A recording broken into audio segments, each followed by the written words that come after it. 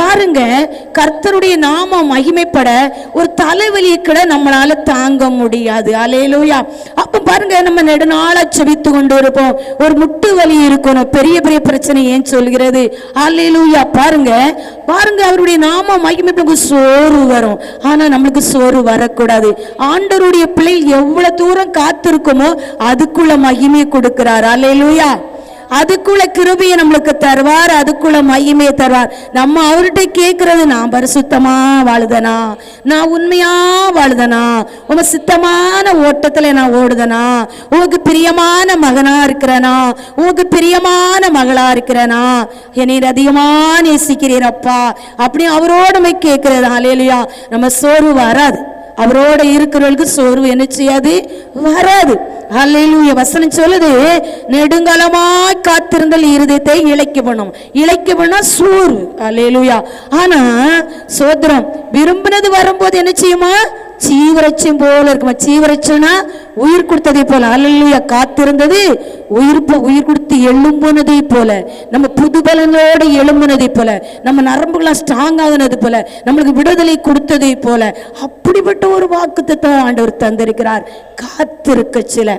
அல்லேலூயா.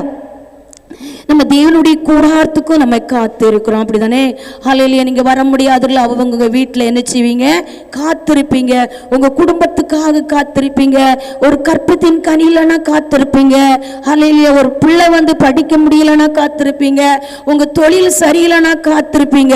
ஒரு தொழில் தொடங்கி இருக்கும், அதுல நஷ்டம், ஆண்டவரே ஏன் ஏன் காத்திருப்பீங்க. அப்படி ஒவ்வொருத்தரும் ஒவ்வொருக்கும் என்ன செய்யும், காத்திருப்போம். அந்த காத்திருந்ததுக்கு ஏற்ற பலனே இந்த பரிசுத்த ஓய்நாள் ஆராதனையில என் தேவனாய் கர்த்தர் உங்களுக்கு தந்து அனுப்புகிறார். அல்லேலூயா. அல்லேலூயா. உங்க காத்திருப்பு வீண் போகாது. அல்லேலூயா. பாருங்க, அதே ஆதிகாமம் 21:6 வசனத்துல சொல்லுகிறது. சாராளை பத்தி சொல்லுகிறது. அல்லேலூயா. பாருங்க, 25 வருஷம் குழந்தைக்காக சாராள் காத்து இருக்கிறா. அல்லேலூயா.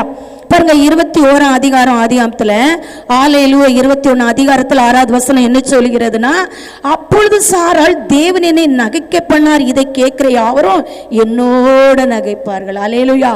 அப்ப 25 வருஷம் அவ குழந்தைக்காக காத்திருக்கிறார். அல்லேலூயா.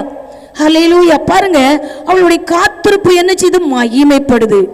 ஹல்லேலூயா. ஒரு சோத்திரம். பாருங்க, ஒரு திருமணம் முடியலன்னு சொல்லுவாங்க, அது திருமண வீட்டுக்கு வந்தவர்கள் சொல்லுவாங்க, ஹல்லேலூயா, எவ்வளவு நாள் திருமணம் கூடல நீ கண்ணீர் வெடித்தா உன் பிள்ளைகளுக்கு. இந்த நாட்களை கர்த்தர் எவ்வளவு, அதான் எதுலையுமே அவசரப்படக்கூடாது.